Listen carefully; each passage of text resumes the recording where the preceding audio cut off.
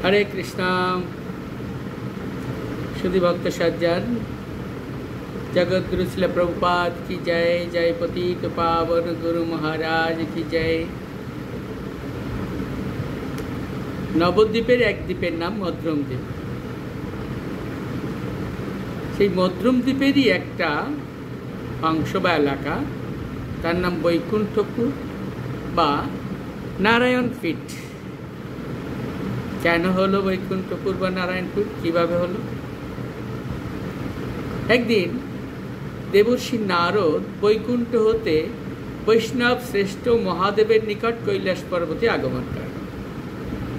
আর আগমন করে দেখতে পেলেন মহাদেব শিব আসনে উপবিষ্ট হয়ে কৃষ্ণ চরিত কীর্তন করছেন। দেবর্ষি নারদ দূর থেকে শ্রীকৃষ্ণ কীর্তনরত শিবকে দর্শন করে প্রেমে বিহ্বলয়ে দণ্ডবৎ প্রণতি নিবেদন করলেন। মহেশ্বর শিব তখন দেবর্ষি নারদকে প্রগাঢ় আলিঙ্গনে আবদ্ধ করে জিজ্ঞাসা করলেন, কোথা থেকে আগমন হয়েছে তোমার? নারদ অতীব আনন্দে উল্লসিত হয়ে বললেন, শ্রী নারায়ণের দর্শনের জন্য আমি বৈকুণ্ঠে গিয়েছিলাম, কিন্তু তিনি তথায় গমন করে আমি দেখতে পেলাম বৈকুণ্ঠনাথ নারায়ণ নিজ তার প্রিয় সঙ্গীদের সাথে নবদ্বীপ প্রসঙ্গ নিয়ে আলোচনায় মগ্ন রয়েছেন।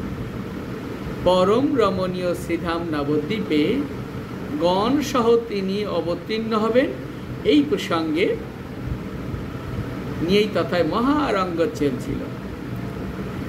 নারদ সেই কোলাহল প্রত্যক্ষ করে বৈকুণ্ঠ থেকে ফিরেছেন। নারদের মুখে এই কথা শ্রবণ করে মহাদেবের স্বাভাবিক ভগবৎ প্রেম সিন্ধু দ্বিগুণতর উদ্বেলিত হয়ে উঠল। হুঙ্কার, অশ্রু, কম্প প্রভৃতি সাত্ত্বিক বিকার মহাদেবে একই সময় উদিত হল। শ্রী নারদ মহেশকে এরূপ নবদ্বীপ লীলাগত দর্শন করে নবদ্বীপাভিমুখে গমন করলেন। নারদ যখন দেখলেন শিব ঠাকুর এইরূপ নবদ্বীপ লীলাগত দর্শন করে, লীলাগত নবদ্বীপ লীলা বিভোর হয়ে রয়েছেন শোনার পরে, তাই দেখে তিনি নবদ্বীপ অভিমুখে গমন করলেন। বর্তমানে যেখানে বৈকুণ্ঠপুর, সেই স্থানে নারদ আগমন পূর্বক নবদ্বীপের শোভা দর্শন পূর্বক মনে মনে বিচার করলেন, আহা, আমি বৈকুণ্ঠে যে নারায়ণকে দর্শন করে আসলাম, এই স্থানে কি সেই বৈকুণ্ঠনাথ নারায়ণের দর্শন পাব? হ্যাঁ, আমি বৈকুণ্ঠে যে নারায়ণকে দর্শন করে এলাম, সেই নারায়ণকে কি এই বৈকুণ্ঠে আমি দর্শন লাভ করতে পারব? শ্রী নারদ মুনি এইভাবে চিন্তা করছেন। তন্মহে একসময় সপার্ষদ সেই বৈকুণ্ঠনাথ নারায়ণ দেবর্ষি নারদের সন্নিধানে উপস্থিত হলেন, দর্শন দান করেছেন। মুনি মনোরথ মাত্র দেখয়ে সাক্ষাতে গণসহ শ্রী বৈকুণ্ঠের নাথে হইলা নারদ মুনি প্রেমায় বিহবল নিবারিতে নারে দুই নয়নের জল। নারদ মুনি বহু বন্দনাদি করে দ্বারকায় গমন করলেন। ভগবানকে দর্শন করে অনেক স্তব স্তুতি করে বন্দনাদি করে দ্বারকায় চলে গেলেন এবং তথায় শ্রী রুক্মিণীনাথ শ্রীকৃষ্ণকে দর্শন করলেন। নারদকে দর্শন করে শ্রীকৃষ্ণ জিজ্ঞাসা করলেন, এ মণিবর, কোথা হতে আগমন হলো তোমার? নারদ মৌন অবলম্বন করলেন। শ্রীকৃষ্ণ দেবর্ষি নারদের মনোবৃত্তি অবগত হয়ে নারদের নিকটে গৌরমূর্তিতে প্রকাশিত হলেন। ভুবন মোহিনী গৌরমূর্তি দর্শন করে প্রেমে নারদ মুনি বিহ্বল হয়ে পড়লেন।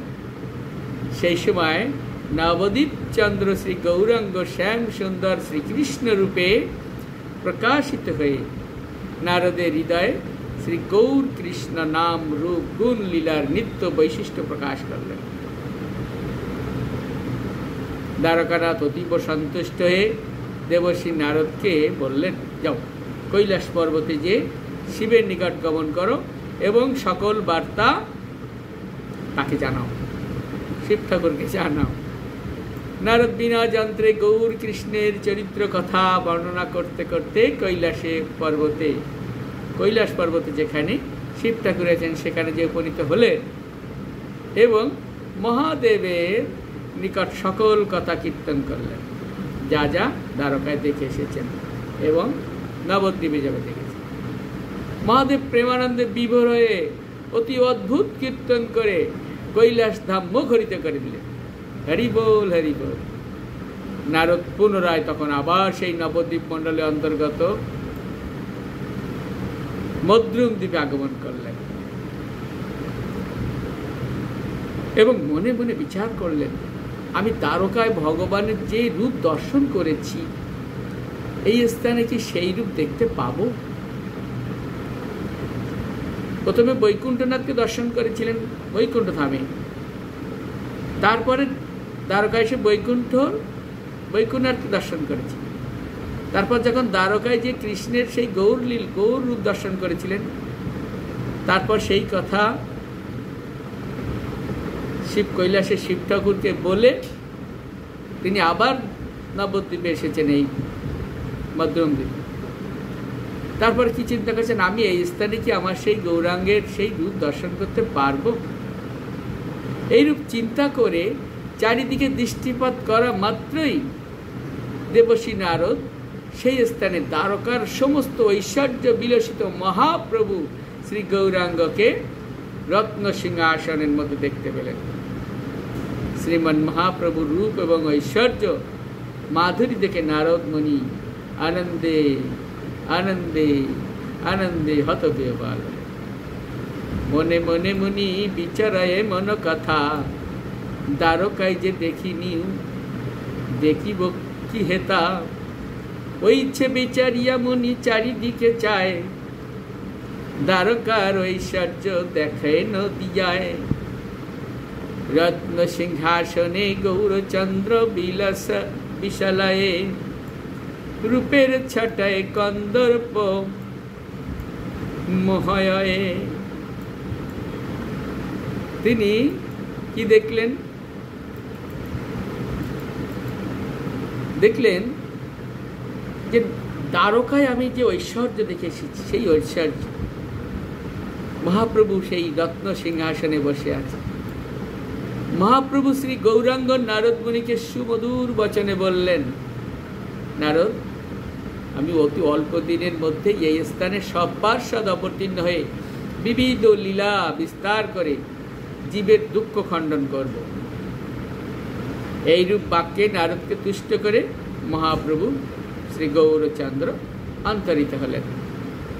মহাপ্রভুর অদর্শনে শ্রী নারদ অত্যন্ত বিরহ কাতর হয়ে এই স্থানে কিছুদিন গৌর নাম কীর্তন নর্তনে অতিবাহিত করলেন। তারপর একদিন শ্রী গৌর নাম কীর্তন করতে করতে বিভিন্ন স্থানে পর্যটনে বহির্গত হয়ে গেলেন। এই যে স্থানে বৈকুণ্ঠের ঐশ্বর্য প্রকাশিত হয়েছিল বলে এই স্থানকে বৈকুণ্ঠপুর নামে অভিহিত করা। এই স্থানে নারদ মুনি শ্রী নারায়ণের দর্শন লাভ করেছিলেন বলে এই স্থানকে বিজ্ঞগণ নারায়ণ পীঠও বলে থাকেন।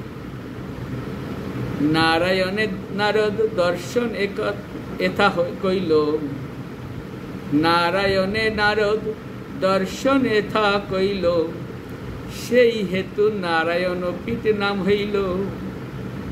বৈকুণ্ঠের ঐশ্বর্য প্রকাশ এইখানে, তেই বৈকুণ্ঠপুর বিখ্যাত ভুবনে। হরে কৃষ্ণ।